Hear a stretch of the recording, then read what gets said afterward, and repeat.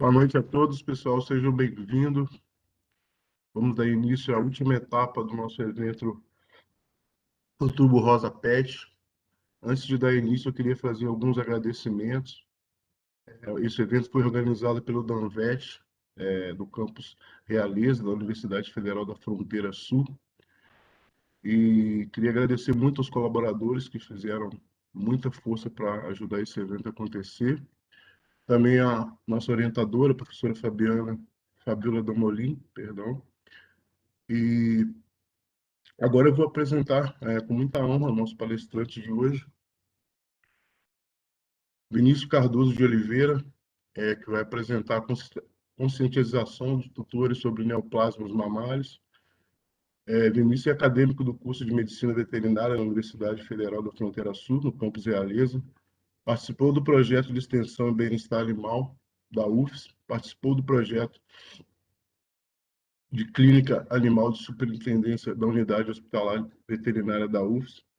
Foi bolsista do projeto de extensão do PET Mano, Educação e Conscientização dos Tutores de Realeza na Prevenção, Identificação e Tratamento de Alterações Mamárias de Cães e Gatos. Participou também da comissão organizadora do terceiro encontro de videocirurgia veterinária do Sudoeste do Paraná, de cirurgia de ruminantes, em foco e do internacionalização da fronteira sul. Participa atualmente da produção de vídeos educacionais na área técnica de cirurgia veterinária e também participa atualmente do serviço da Clínica Cirúrgica Veterinária da UFS e desenvolve pesquisa científica na área de cirurgia veterinária com ênfase em estresse cirúrgico e metabolismo oxidativo. Vinícius, seja bem-vindo e boa palestra. Muito obrigado, Rodrigo, então, pela apresentação. Primeiramente, gostaria de parabenizar, então, a comissão organizadora também pelo evento, por estar tendo essa oportunidade. A gente está vindo hoje conversar sobre o Outubro Rosa Pet. E também agradecer de forma especial, então, ao Rodrigo, que fez a apresentação, ao Vitor e a Isabelle e toda a comissão do Danvet, que esteve em contato comigo. Então, hoje a gente vai estar conversando um pouquinho sobre o câncer de mama em cadelas e gatas. A gente veio acompanhando durante esse mês, durante todo o nosso evento, a nossa conversa que a gente fez, onde a gente acompanhou, então, o Dr. Andrigo, o Dr. Alice Vicenzi e o Dr. Marcelo Morato, onde a gente falou de forma mais específica sobre o aspecto clínico dessa doença, também sobre o aspecto cirúrgico e sobre os procedimentos de quimioterapia. Hoje a nossa palestra a gente vai focar um pouquinho voltada para os tutores, então sobre a conscientização da identificação e o tratamento precoce que essa doença necessita. Sendo assim, a gente vai ter que trabalhar sempre no conceito de que quanto mais cedo a gente trabalhar, quanto mais cedo a gente conseguir fazer a identificação dessa doença, melhor vai ser, então, o prognóstico do animal, que vai resultar numa melhor qualidade de vida e, quem sabe, até mesmo a cura para essa doença. Dessa forma, a gente tem que focar sempre que o médico veterinário e o tutor, eles têm que trabalhar juntos para conseguir o melhor tratamento dessa afecção.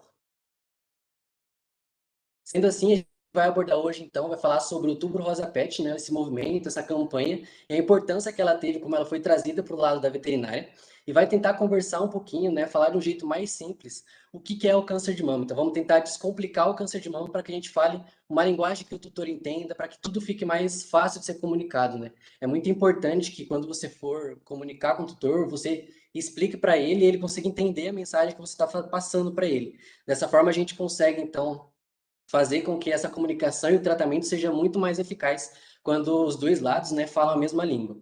Além disso, a gente vai tratar então dos fatores que influenciam o surgimento dessa doença. Então, por que o meu animal ele pode desenvolver essa doença? Por que aconteceu durante a vida dele que levou ele a apresentar isso? E também a gente vai falar um pouquinho sobre o tratamento, a importância da participação do tutor e também sobre como que a gente vai fazer essa identificação do câncer de mama. Então, dessa forma, né, voltado para a conscientização, a gente vai falar sobre o Outubro Rosa.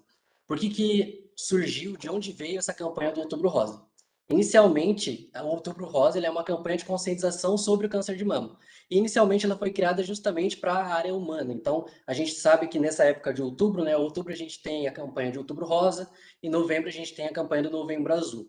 Então, o Outubro Rosa ele surge justamente para chamar essa atenção das mulheres, para que a gente faça então o atendimento para que a gente faça a identificação e os tratamentos acerca do Outubro Rosa. Então, chamar a atenção da população, a gente acompanha muito, por exemplo, campanhas no Instagram, campanhas de rádio, às vezes banner no mercado, às vezes também a prefeitura da cidade vai fazendo junto com o SUS. essa divulgação para chamar o público para fazer esses exames. E visto isso, né, o professor Dr. Giovanni Dantas Casale, que é uma das nossas referências de oncologia veterinária na área de mamas, né, ele decidiu trazer esse movimento para o Outubro Rosa Pet. Então, aproveitar que todo mundo, né, já existe essa conscientização acerca do Outubro Rosa e trazer isso para o lado da veterinária, para a gente conseguir aproveitar esse destaque e chamar a atenção também que esses animais eles sofrem das mesmas alterações que os humanos, que as mulheres, né, as mulheres humanas, podem acometer.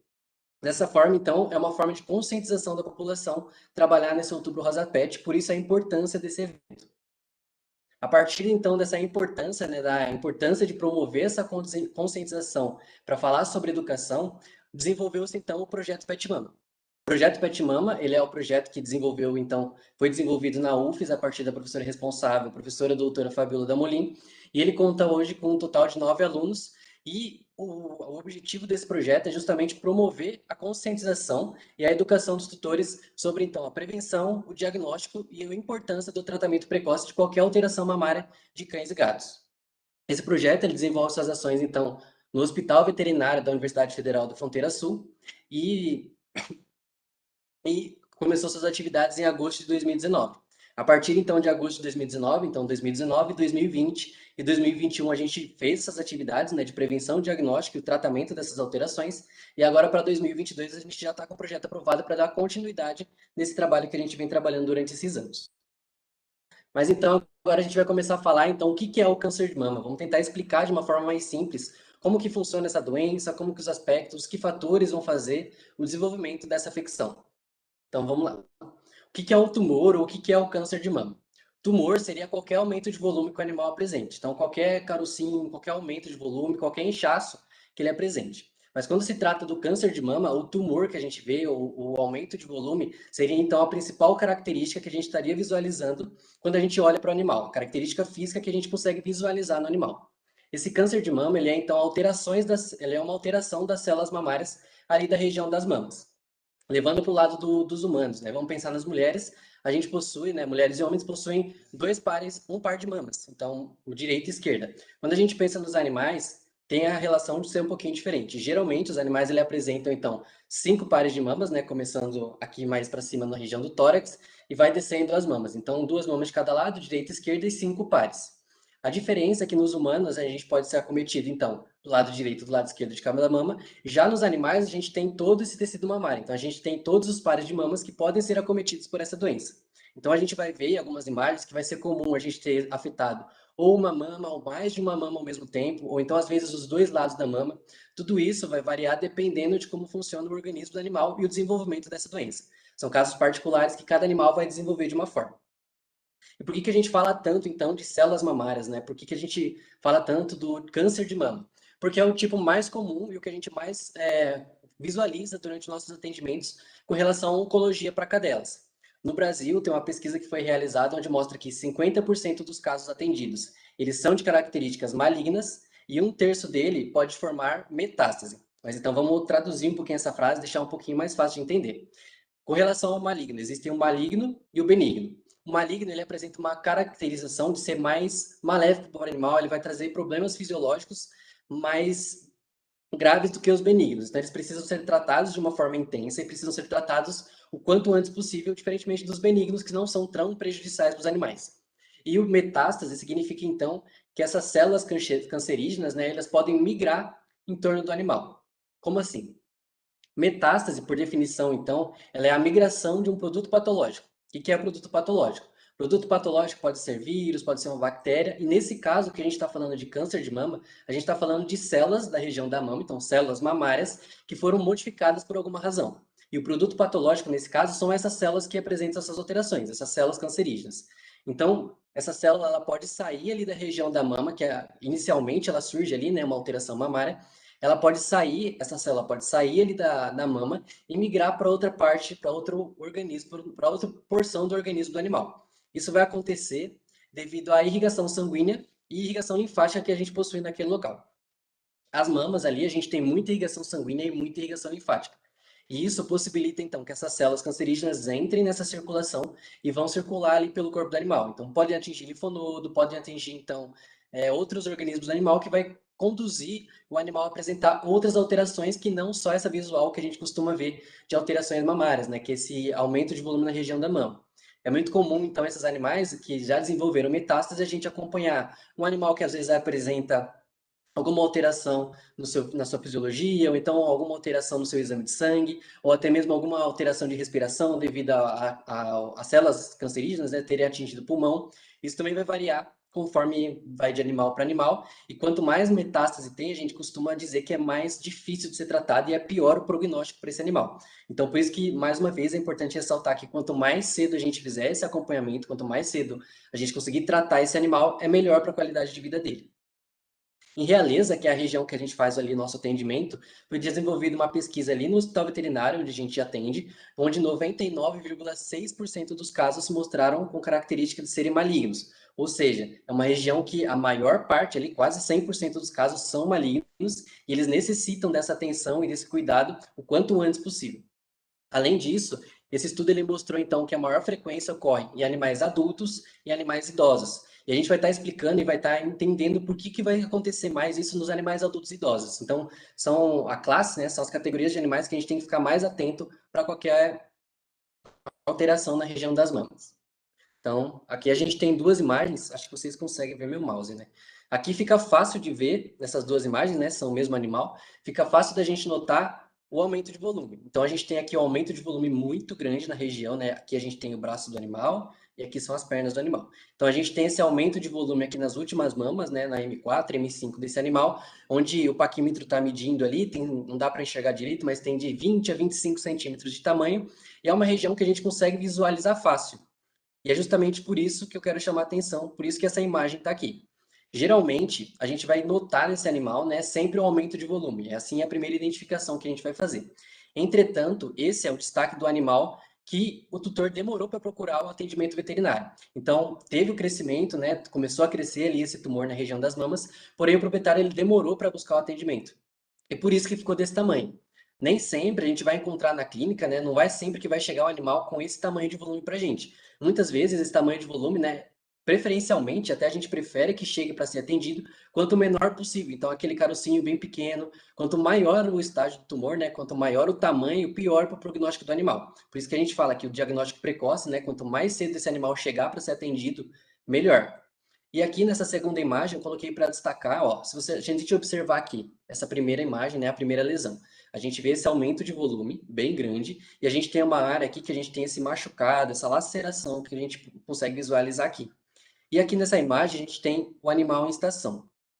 Aqui a gente vê, ó, que fica pendurado o tumor ali, o nosso aumento de volume na região das mamas. E o que isso vai trazer de malefício para o animal? Além de toda a complicação pelo animal estar apresentando esse aumento de volume, né, tá apresentando esse tumor, a gente vai ter que o animal ele vai sentir então todo o incômodo, isso aqui é pesado, né? Ele vai sentir um incômodo para caminhar, para fazer suas atividades, ou então muitas vezes ele vai estar subindo, descendo uma escada, ou então vai pular do sofá, descer da cama, vai correr no quintal, e a gente vai ver que esse aumento de volume ele vai estar raspando no chão, o que vai gerar essa lesão que a gente consegue visualizar aqui na primeira imagem. Qual que é o problema de nós termos essa lesão, né? Além da dor, imagina que a gente, seja para fazer qualquer atividade na mão ou no pé, levando para nós, né? Se a gente tem qualquer machucadinho, imagina esse machucado ficar sempre raspando, né? Então, vai gerar dor, vai gerar um incômodo para o animal. E além disso, isso aqui, essa lesão aberta, né? Ela perdeu ali a camada de pele, que é uma camada protetora que a gente tem, e vai causar uma possível porta de entrada para qualquer outro tipo de bactéria. Então, o animal ele pode pegar uma infecção devido a essa porta de entrada.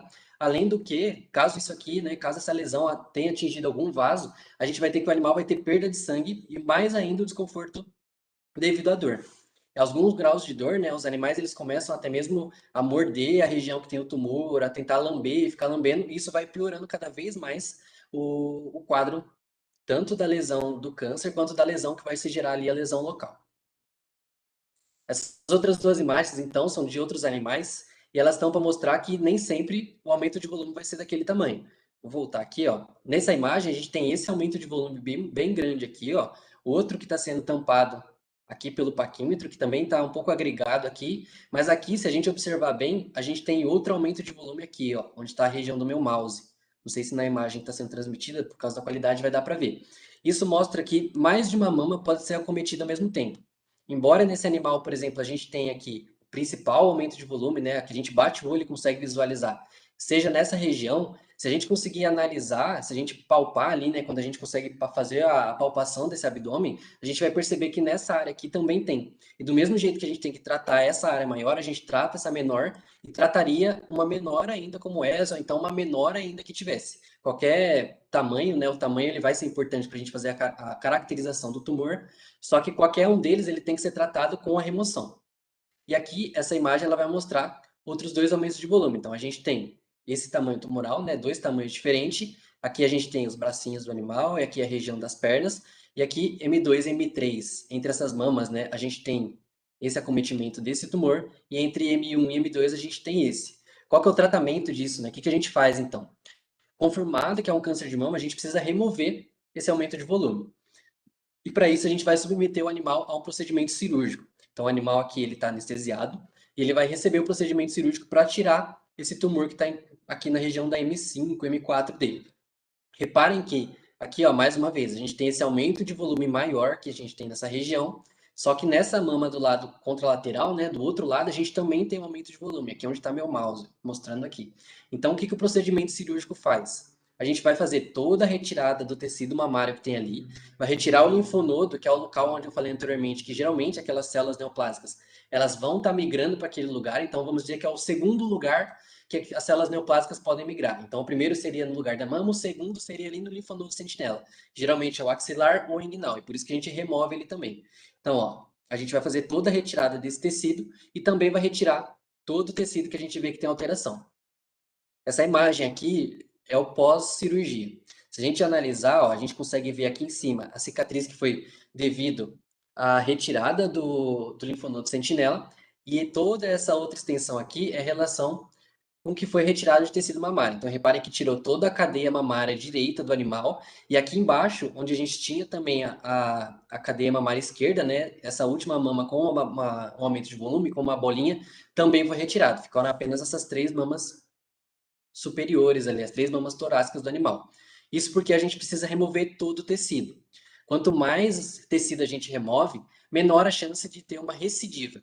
Ou seja, as mamas elas têm comunicação uma entre elas. Então, se eu tenho um nódulo, por exemplo, só em M1 ou M1, M2, caso eu não retire M3, M4, M5 ou as mamas que estão ali perto que a gente consegue identificar que elas estão acometidas também por essa doença, a chance dessa célula neoplásica ter migrado de uma mama para outra é muito grande. E aí você corre o risco de fazer a cirurgia do animal, né, realizar essa cirurgia, e depois de um tempo, esse animal começar a apresentar a mesma alteração e outra mama que ficou. Por isso que a gente faz toda a retirada, então, da cadeia lateral inteira desse animal.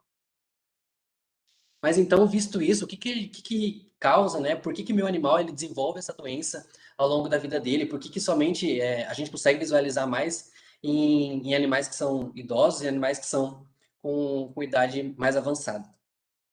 O câncer de mama, ele é causado geralmente, né, principalmente, pelo efeito dos hormônios ovarianos ao longo da vida do animal. Ou seja, o efeito do hormônio ovariano, ele vai receber durante toda a sua vida. Então, quando ele é mais novo, ele recebe um pouco, vai passando mais um pouco de idade, ele vai recebendo cada vez mais. E por isso que os animais adultos e idosos, eles são mais suscetíveis a apresentar essa doença, porque ao longo da vida eles receberam uma quantidade maior desses hormônios ovarianos. E isso vai alterar para a gente e vai mostrar para a gente como que a castração vai ser eficaz. Então, a castração, a gente vai falar um pouquinho mais para frente como método de prevenção, a gente vai remover, então, ovário, tubo uterina e útero. E quando a gente retira esse ovário, esses hormônios ovarianos que ele estaria recebendo ao longo de toda a vida, a gente vai remover e ele não vai estar recebendo durante toda essa vida dele. Outras causas que a gente tem que chamar atenção são os anticoncepcionais injetáveis, os agrotóxicos, a radiação solar e fatores genéticos. O animal que ele não recebeu anticoncepcional, ou que ele teve a vida tudo tranquilo, foi castrado, ou então não foi castrado, e aí chega no final da vida ele apresenta o câncer de mama. Principalmente o fator que vai levar, né, a surgimento dessa doença seria o fator genético. Então, já é do próprio animal, né, durante a vida dele, desenvolver essa doença ao final da vida. Entretanto, esses outros três fatores são fatores que vão poder agravar o surgimento dessa doença.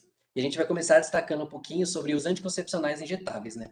O que são esses anticoncepcionais injetáveis, ou então a gente consegue encontrar conhecido como o nome de vacina anti-cio, anticoncepcional injetável, então antiprogestágeno, todos esses nomes, eles são os nomes que são utilizados para falar da mesma coisa, que é a aplicação dessa injeção.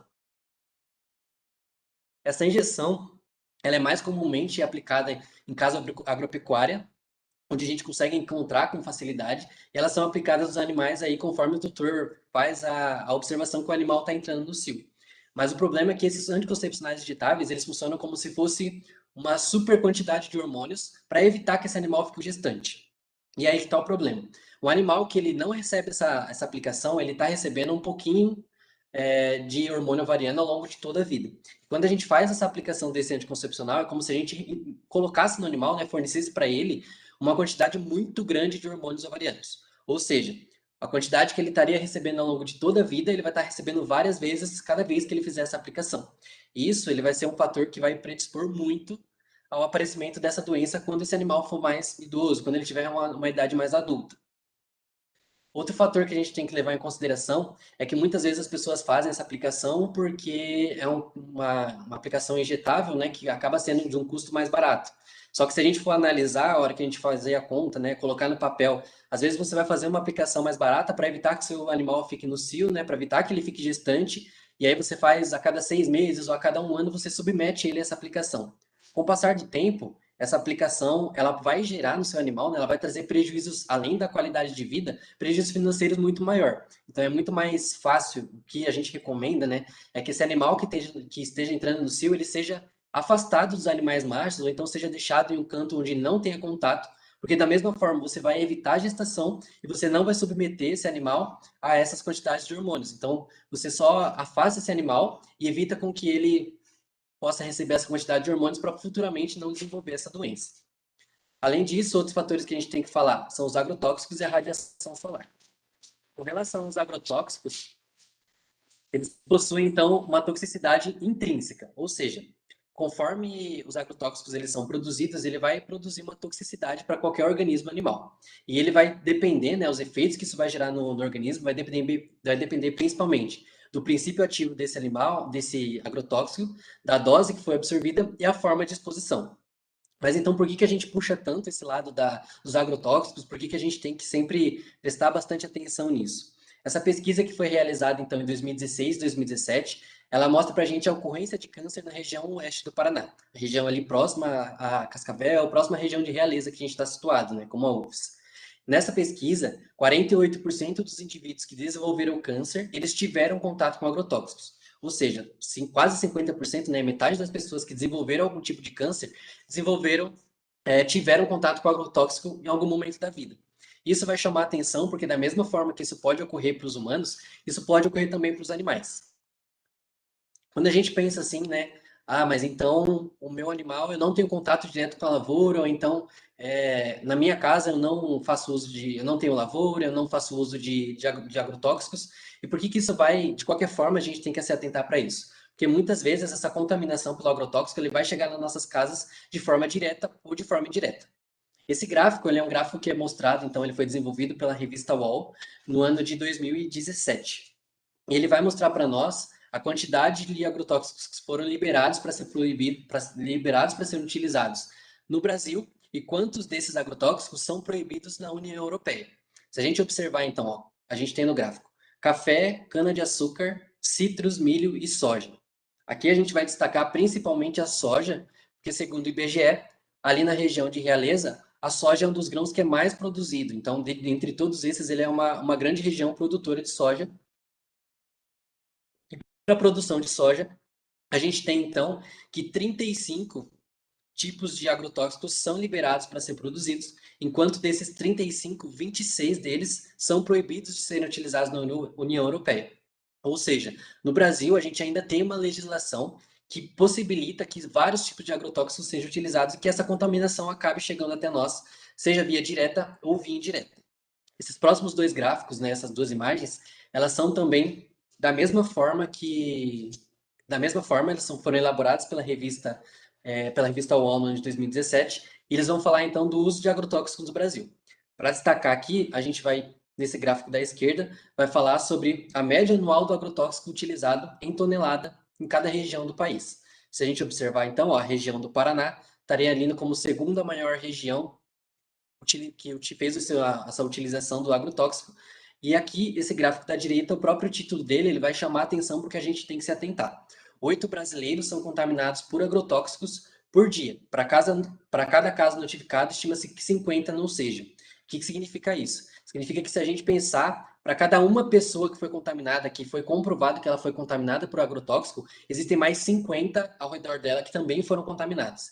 Então, observando aqui o gráfico, a gente tem que a região do Paraná, onde está meu mouse, ele tem essa maior bolinha aqui, né? Ou seja, é o lugar que mais foi identificada essa contaminação por agrotóxicos.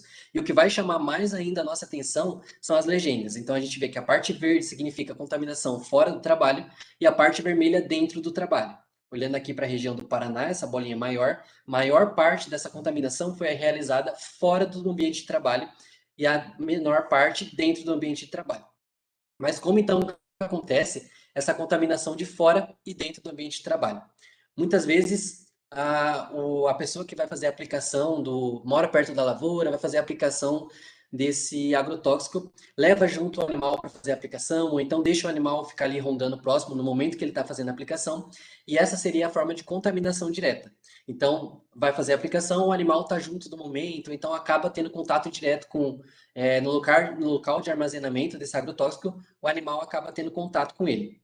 Outra forma direta que a gente tem que se atentar, seria também a contaminação com relação às roupas que a gente vai utilizar. Então, existe, né, a recomendação para quando for fazer essa aplicação desse agrotóxico, a gente utiliza os EPIs de segurança. Então, máscara de segurança, roupa adequada, o uso de luvas adequadas, botas também para fazer essa aplicação. E o que a gente tem que fazer? Fez a aplicação, utilizou todos os EPIs, voltou para casa. Ao chegar em casa, né, destinar essa roupa, destinar esse EPI para que ele seja limpo antes de você disponibilizar o contato com o animal. Então, se você chegou em casa, separa aquela roupa, bota que você utilizou e luva, não faz carinho no animal, não deixa ele ficar cheirando a roupa, então lamber a bota, deixa sempre esse material, né, que pode estar contaminado por agrotóxico, deixar longe do contato direto desse animal.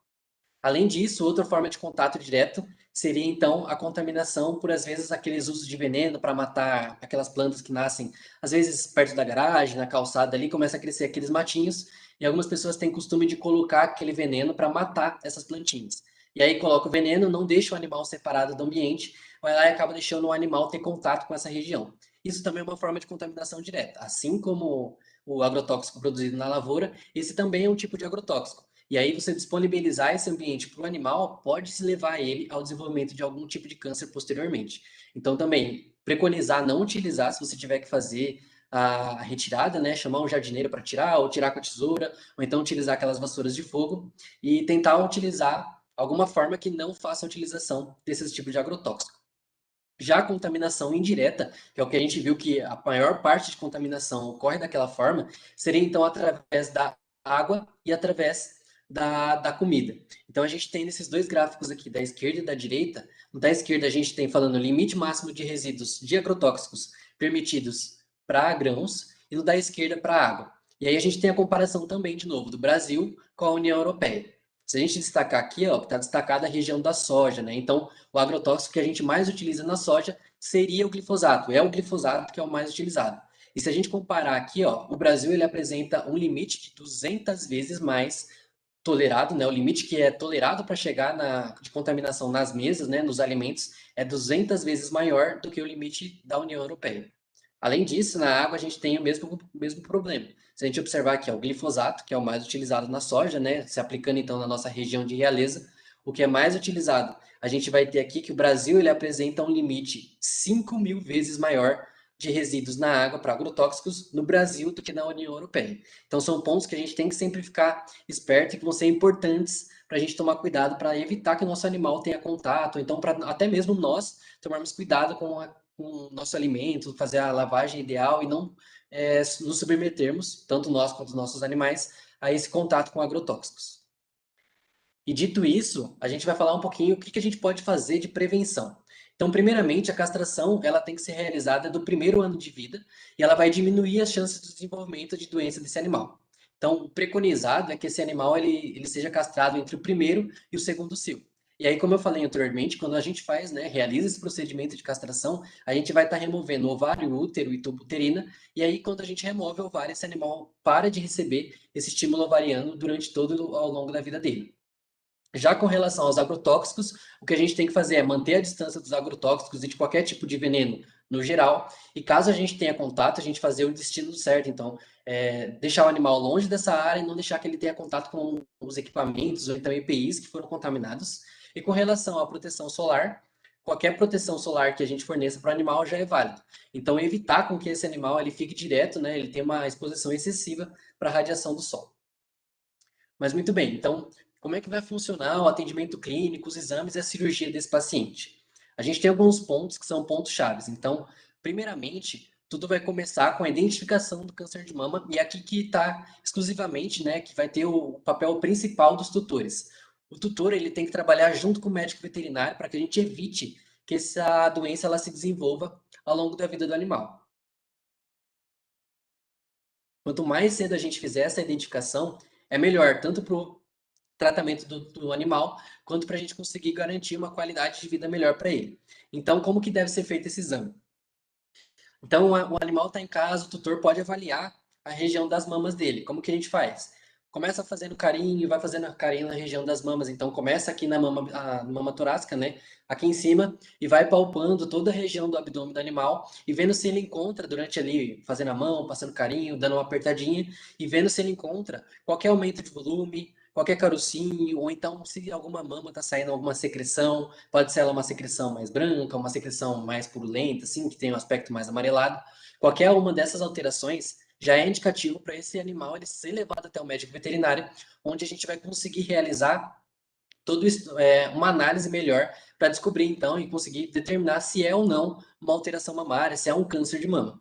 Então, todos os fatores, como histórico do paciente, então, se esse animal já recebeu anticoncepcional, se esse animal ele tem contato com, fica muito exposto à radiação solar, se esse animal ele mora perto de lavoura, se ele tem algum contato com algum tipo de agrotóxico, todas essas informações associadas ao exame físico, que é o exame de palpação e avaliação desse animal, associada também aos exames complementares, então raio-x, hemograma e toda a parte de diagnóstico, a gente vai conseguir determinar se esse animal tem ou não câncer de mama e o melhor jeito de tratar esse animal. Comprovado que esse animal tem, então, uma alteração de mama, a gente vai levar esse animal para o procedimento cirúrgico para a gente conseguir remover essa cadeia mamária desse animal. E como que a gente vai fazer? São dois procedimentos cirúrgicos, onde a gente vai fazer a remoção do linfonodo sentinela, que é o lugar onde a gente vai ter encontrado lá células neoplásicas, o lugar de possível migração de células neoplásicas, e vai fazer a mastectomia total unilateral, que é a retirada da cadeia mamária. Aqui a gente está, essa imagem, né, ela está descrevendo uma cirurgia total unilateral, total bilateral, onde a gente removeu as duas cadeias mamárias, tanto do lado esquerdo quanto do lado direito do animal. Essa imagem ela está aqui justamente de novo para chamar atenção sobre o tamanho da incisão que a gente tem que realizar e o tamanho da cirurgia que a gente realiza no animal. Então, é uma cirurgia extensa, é uma cirurgia que o animal, às vezes, ele pode perder bastante sangue, é uma cirurgia que o animal precisa ser anestesiado. Então, quanto mais cedo a gente fizer essa identificação e mais cedo a gente conseguir levar ele para fazer esse tratamento, melhor para o animal. Além disso, associado a isso, cada caso a gente pode associar algumas medidas, alguns protocolos diferentes que vão variar para ajudar na recuperação desse animal. Então, eletroquimioterapia, que seria ali a terapia com choque, ou então criocirurgia, onde a gente faz o congelamento dessas células, né, para matar as células neoplásicas daquela região, ou então esse animal ser destinado para quimioterapia. Todas essas avaliações, elas vão se fazer necessárias, né, e elas vão ser indicadas dependendo de como tiver o grau desse animal, como que esse animal está respondendo no momento da cirurgia, o grau de histologia que ele apresentar. Essas duas imagens aqui são imagens não muito bonitas, né? Mas são cadeias mamárias que foram retiradas. Então, se a gente observar aqui, ó, a gente consegue ver uma mama aqui e outra mama aqui. Então, essas cadeias mamárias, uma vez que a gente remove elas, né, no procedimento cirúrgico, elas são encaminhadas para fazer o exame histopatológico e o resultado desse exame histopatológico vai dizer para a gente o que esse animal tinha, comprovar o que esse animal tinha, qual tipo celular, né, qual um tipo de câncer que ele tem, por assim dizer, e vai definir para a gente o melhor prognóstico, o melhor tratamento que a gente vai submeter para esse animal. E posteriormente, esse animal, né, que sofreu o procedimento cirúrgico, a gente vai fazer todo o acompanhamento dele justamente pelo que eu falei anteriormente. A gente corre o risco de, mesmo tirando ali a cadeia mamária, essa doença continuar no animal. Então, por migração, às vezes uma célula neoplásica que deveria estar ali na mama acabou migrando para outra e contaminou outra mama. Então, a gente vai fazendo um acompanhamento desse paciente durante 24 meses. Então, a gente vai fazendo exames recorrentes, vai fazendo uma avaliação clínica, um exame de sangue, exames de imagem para ir acompanhando o prognóstico desse paciente. Vai acompanhando, então, se ele não teve nenhuma alteração, se não teve recidiva, como que esse animal está de saúde, e esse é o protocolo que a gente vai seguindo. O importante de toda essa ideia é que, de toda essa discussão, né, dessa palestra, é a gente salientar a importância que o tutor tem no prognóstico do paciente. Prognóstico, então, quanto mais cedo a gente fizer a identificação, melhor para o animal. Então, o tutor, né, ele é primeira pessoa que vai ter o contato com o animal, que consegue estar ali todo dia com o animal, que consegue observar, consegue passar a mão no animal, consegue perceber que para qualquer alteração mamária, que esse animal seja destinado para o médico veterinário. Dessa forma, então, muito obrigado pela atenção. Aqui estão as redes sociais, então, do Danvet, da CCA e a minha. Caso alguém tenha alguma dúvida ou precise de algum material, pode estar entrando em contato.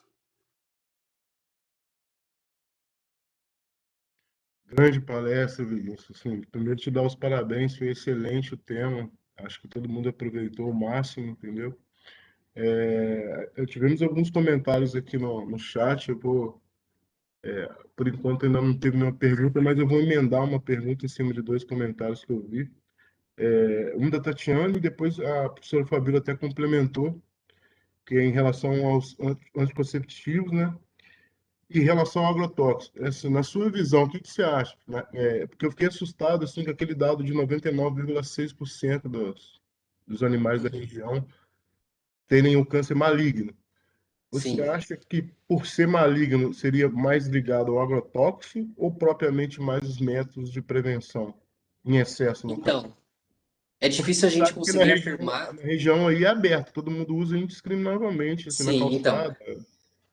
Exatamente. Então, esse é um fator que é difícil a gente discriminar e falar é isso que está apontando, é por causa disso que a gente tem esse índice tão alto. A gente tem o que você falou, né, na região, o uso indiscriminado dessas aplicações, né? Então, as pessoas elas não têm o conhecimento que essa aplicação ela pode gerar tanto prejuízo e também não têm o conhecimento que o agrotóxico pode gerar esse prejuízo. Então, são esses dois lados, né? As pessoas fazem o uso dos contraceptivos, mas também elas não tomam cuidado com a questão do agrotóxico.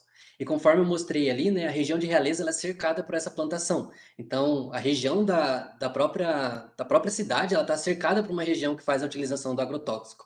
Então, é difícil, porque a gente não tem uma pesquisa realizada na região que mostrou que foi o agrotóxico ou que foi os anticoncepcionais. Mas juntando esses dados de 99,6%, a gente consegue identificar, né, e consegue acreditar, supor, né, que sejam devido a esses dois fatores, tanto o agrotóxico que a gente já tem que é comprovado, que gera essas alterações, quanto o uso dos anticoncepcionais, que a gente também tem, que é comprovado que geram alterações malignas, né?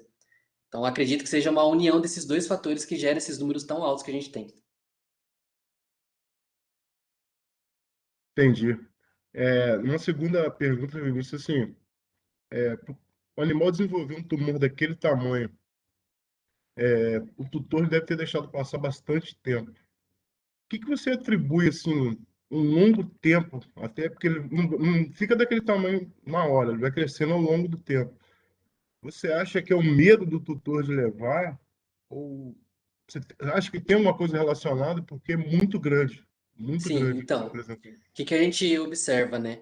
É difícil a gente se colocar no lugar do tutor para entender por que que ele não levou, por que que ele demorou para levar, mas a gente sabe que ali na região muitos animais ainda são animais que o tutor não tem muito contato, ou que o animal fica só no canil, fica só na garagem, fica só no quintal. Então, não justifica, né? A gente batendo o olho, a gente sabe que é fácil de visualizar, mas alguns tutores ainda deixam lá, deixam o animal, acaba passando muito tempo e aí entra no fator que você falou, né? Poxa, o animal tem um aumento de volume de 20 centímetros e eu não percebi. Não tem como ele chegar no médico veterinário. É até chato para o próprio tutor chegar no veterinário e falar: Poxa, não percebi o crescimento. Apesar de ser um crescimento que não é tão rápido, né? Ele é um crescimento relativamente rápido, mas não é do dia para a noite que vai surgir 20 centímetros de tumor no animal. Então, assim, tem um pouco do que o tutor demora para levar, mas a gente tem que entender também que a região que a gente está ali, a gente tem muito tutor que não tem contato com o médico veterinário, tem muito tutor que não tem o costume de cuidar do animal, conforme a gente tem, tipo, em grandes cidades. Grandes cidades seria muito difícil, por exemplo, você ter um animal que vive dentro de casa, aquele poodle, aquele shih tzu, de você levar ele para ser atendido com um tumor de 20 centímetros. Então, depende muito da característica da nossa região ali. Então, na nossa região, às vezes a gente atende animais que têm aumento de volume muito grande. E aí é justamente porque o tutor ele demora, né? Não sabe da importância que é desse tratamento, não sabe dessa conscientização que a gente está tentando passar, né? E aí acaba demorando e acaba complicando ainda mais. Entendi. Bom, tem muitos elogios aqui no chat, Vinícius. Eu vou até transmitir alguns para você. A Tatiana Cristina, lá da AMA, ficou abismada com os esclarecimentos. A Eduarda Demolin, excelente palestra. O pessoal elogiou bastante, tá? De antemão também, te dar os parabéns sobre tudo. Agradecer a todos que participaram do Outubro Rosa Pet. A gente queria também passar um pouquinho a palavra para a professora Fabiana, Fabiola, de novo, errei, né? Para encerrar o nosso evento e dar toda a sua palavra, agradecendo aí. E a gente também agradece muito ter ela como orientadora. Boa noite, Rodrigo. Boa noite aos presentes. Eu que agradeço a colaboração de todos, a participação de vocês e principalmente a iniciativa do Danvet para que esse evento fosse realizado durante o mês de outubro, né? Nós ainda, como o Vinícius explicou no início da palestra dele, ainda correu atrás da divulgação do Outubro Rosa PET, já que não é do conhecimento, infelizmente, de todas as pessoas a necessidade dessa detecção precoce das alterações mamárias. E uma das coisas que eu gostaria de salientar, além da resposta que o Vinícius fez com relação ao tamanho dos neoplasmas, sim, com relação também ao tempo que esse neoplasma levou para chegar até o estágio que ele se encontra. Então, a demora na busca do tratamento ou do diagnóstico, ela dificulta tanto o tratamento como as chances de cura. E ela provoca uma perda do bem-estar animal. Então, a gente vê que esses animais emagrecem, esses animais param de brincar, eles param, às vezes, de se alimentar, né? E a qualidade de vida deles, ela fica muito prejudicada. Não só observada nos exames laboratoriais, mas os tutores mesmo verificam. E embora seja uma cirurgia grande, o que nós vemos é que a maior parte dos responsáveis pelos animais, já no momento da retirada dos pontos da cirurgia, eles, inclusive, alguns nos perguntam: vocês trocaram as pilhas do meu animalzinho? Vocês deram corda? O que que vocês fizeram? Porque ele voltou para casa e 1 ou 2 dias depois da cirurgia, ele voltou a brincar, voltou a correr, coisa que ele nunca mais tinha feito, e nós acreditávamos que era porque ele estava velho. E, na verdade, isso foi parte dos trabalhos que a nossa equipe realizou, que ela identificou que depois da cirurgia, esses animais eles recuperam a qualidade de vida. Então, sim, a cirurgia, ela nem sempre vai ser curativa, mas é importante a gente salientar que ela vai sempre melhorar a condição de vida do animal. Então, quando nós não conseguirmos obter a cura total da enfermidade, nós devemos pensar em melhorar a qualidade de vida desse paciente, né? Diferente dos humanos, os animais às vezes não sabem que tem câncer, né? Eles notam que tem alguma coisa que incomoda, mas eles não sabem que tem câncer. Então, para eles, a condição de vida, se alimentar, brincar, realizar as atividades normais é extremamente importante.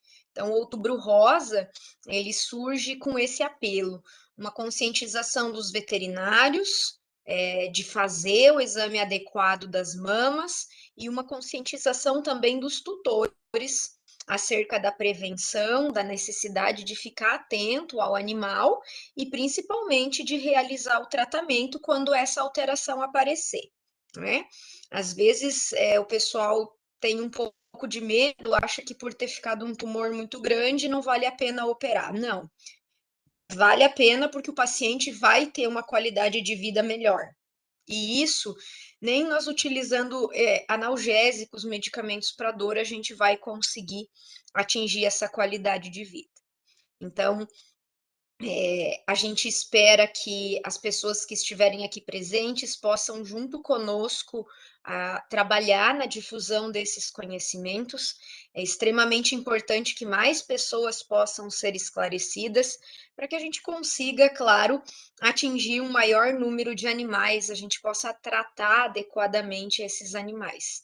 Então, dessa forma, a gente vai errando a atividade do Outubro Rosa Pet do ano de 2021, promovida pelo DANVET, da Universidade Federal da Fronteira Sul, campus Realeza, e principalmente agradecer a toda essa equipe que esteve empenhada nesse momento, durante esse mês, realizando palestras para a população acerca da conscientização e também aos veterinários, a fim de capacitá-los para que eles possam fazer o tratamento adequado dos pacientes. Então, é um prazer estar aqui com vocês essa noite. Eu agradeço e encerro a minha participação. Obrigado, professor. Então, em nome do DANVET, da Universidade Federal da Fronteira Sul do campus Realeza, a gente agradece muito a presença de todos, que todos tenham uma boa noite e até a próxima.